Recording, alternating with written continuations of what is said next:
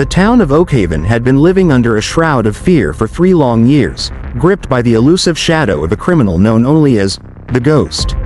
Every audacious robbery, every whisper of stolen riches, chipped away at the community's sense of security, leaving behind a trail of unease and unanswered questions. But behind the mask of the notorious robber was Malik, a young man driven not by greed, but by a desperate, soul-crushing love. His mother, Janelle, was fading. Stage 4 cancer had begun to consume her, leaving her once vibrant spirit fragile and her body racked with pain. She was his entire world, his sole anchor in life. Malik, an only child, watched helplessly as the medical bills piled higher than his hopes. His first heist, born from an agonizing blend of fear and devotion, had been a clumsy, desperate affair, yet it yielded enough to cover a round of aggressive chemotherapy. The immediate relief, the faint flicker of hope in his mother's eyes, was intoxicating. But the relief was fleeting. Janelle's treatment was a relentless, bottomless pit of expenses. What began as a desperate plea to fate soon twisted into a means of survival. He tried to explain his sudden influx of cash to his mother, weaving elaborate tales of unexpected bonuses and side jobs, each lie a fresh wound in his conscience. She would eye him with a knowing gaze, a silent question in her tired eyes, but never pressed.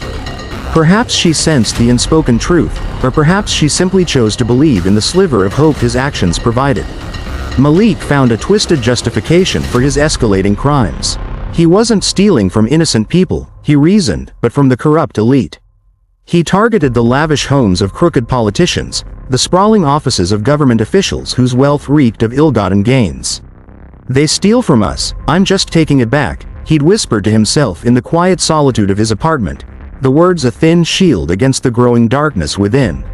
News of the Ghost's exploits spread far beyond Oakhaven's borders, painting him as a daring anti-hero to some, a public enemy to most.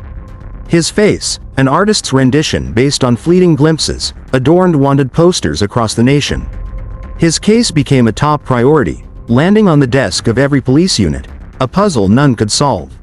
Among the determined few tasked with bringing the Ghost to justice was Detective Tom, a man whose pursuit had taken on an almost obsessive quality. Tom was a seasoned officer, respected but often solitary, his life consumed by the shadows he chased. For 3 years, Malik had been his white whale, an elusive phantom that haunted his waking thoughts and restless nights.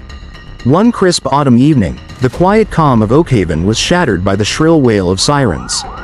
Malik, desperate for more funds as Janelle's condition worsened, had hit a small convenience mart. He moved with practiced efficiency, a dance perfected through countless adrenaline-fueled escapes.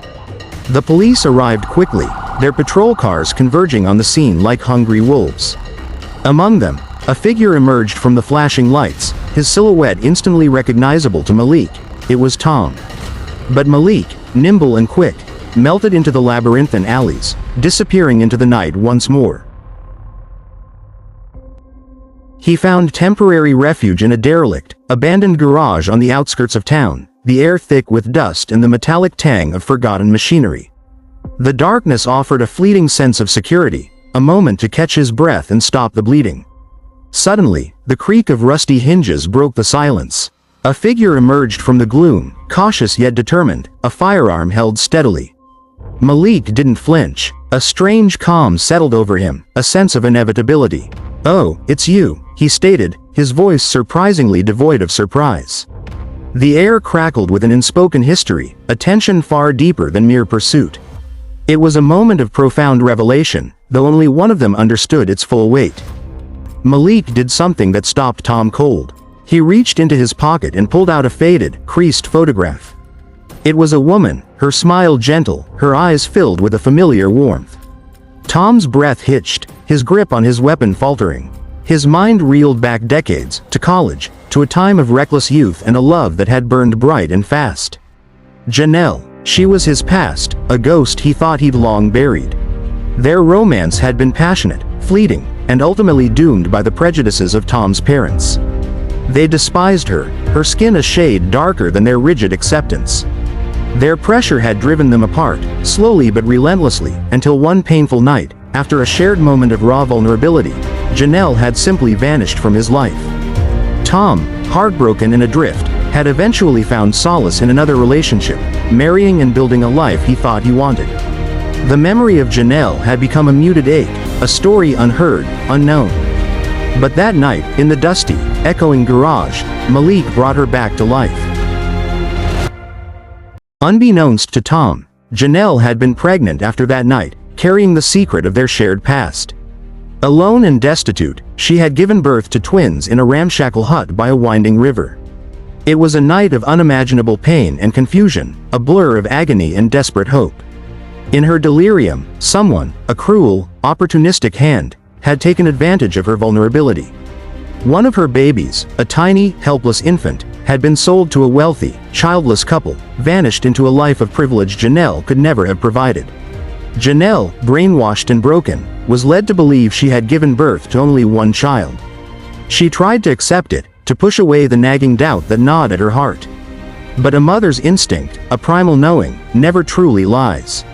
Even through the fog of pain and delusion, a part of her remembered. She would often tell young Malik that he had a twin, a playful, wistful tale that he, as he grew older, came to dismiss as his mother's endearing eccentricity. Mom might be mistaken, he'd tell himself, eventually giving up on the fantastical notion of a lost sibling. Then, when Malik was 19, Janelle, in a moment of fragile honesty, revealed the identity of his father. But the revelation brought no joy, only a simmering resentment. How could a man abandon the woman he claimed to love, simply because of the color of her skin? He saw Tom not as a father, but as a coward and a stain on his mother's otherwise pure heart. Janelle tried to paint Tom in a kinder light, to explain the complexities of their past, but Malik's heart was hardened. He vowed to succeed without him, to prove his worth on his own terms. This vow had propelled him until Janelle's illness had tragically altered his path. Malik had always known that the tenacious detective hunting him was his own father. But that knowledge, until now, had only fueled his defiance. That night, in the cold, echoing garage, Malik laid bare the intricate tapestry of their shared history. He recounted Janelle's struggles, his search for his phantom twin, and the bitter truth of Tom's abandonment. Tom listened, his face a mask of shock and grief, tears streaming down his cheeks as he stared at the faded photograph of the woman he had loved and lost. Memories, vivid and painful, flooded his mind. He couldn't speak, choked by a torrent of regret, shame, and a burgeoning, terrifying hope.